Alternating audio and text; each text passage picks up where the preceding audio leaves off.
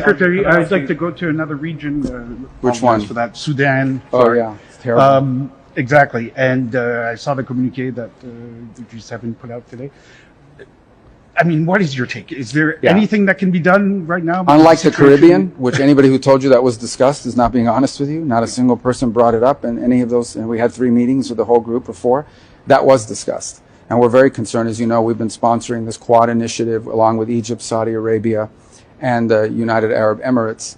And I think the fundamental problem we have is that the RSF agrees to things and then never follows through with it. So now what you have is a calamity on your hands.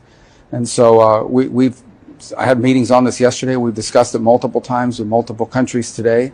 And I think something needs to be done to cut off the weapons and the support that the RSF is getting as they continue with their advances. I think it's telling, the humanitarian groups are telling us that some of the levels of malnutrition and suffering that they're seeing from some of these people who have been able to flee is unprecedented. They've recorded things they've never recorded before. And I think even more troubling is that they didn't have the number of refugees they expected to receive because they assume many of them are either dead or so sick and malnourished they can't move anymore. So what's happening there is horrifying.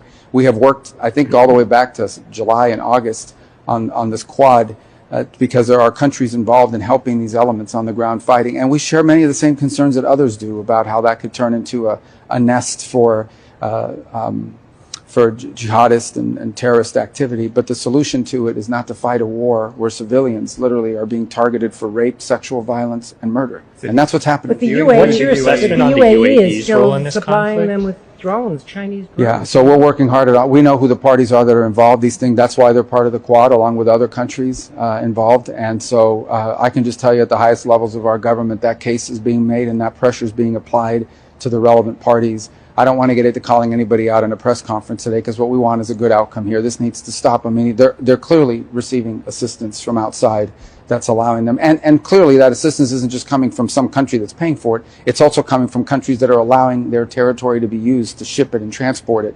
So that, in order for this to be solved, that needs to be addressed. I don't know if you saw the RSF a few days ago agreed to humanitarian ceasefire, but they don't intend to comply with it. And when you raise the issue of these atrocities, they always hide behind the argument that this is rogue elements. Well, it's not rogue elements. They're doing it systematically, and it's something that we have taken very seriously and are doing everything we can to bring the relevant countries to the table to stop it. It needs to end. Would you support the Senate push, bipartisan Senate push, to label the RSF either a foreign terrorist organization or STGG?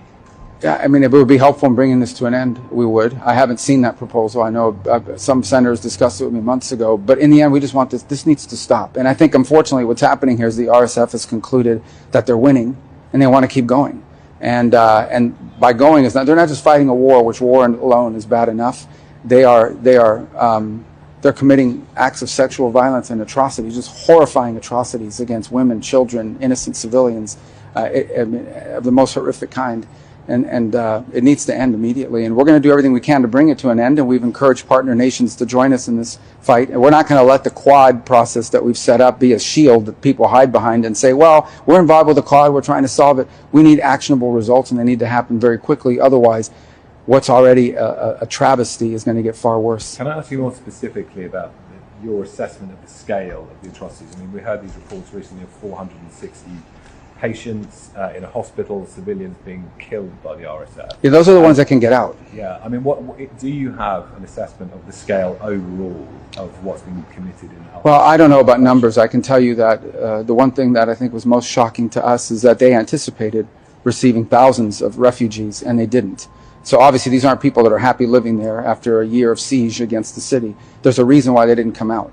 And we fear that the reason why they didn't come out is because they're dead, or because they're so sick and so famished that they can't move. So I think it's even worse. Not that refugee flows and crisis is a positive thing, but when the refugees don't come, and they would otherwise, you have these suspicions that they're either dead or unable or about to die. And that is just what really is weighing on us right now.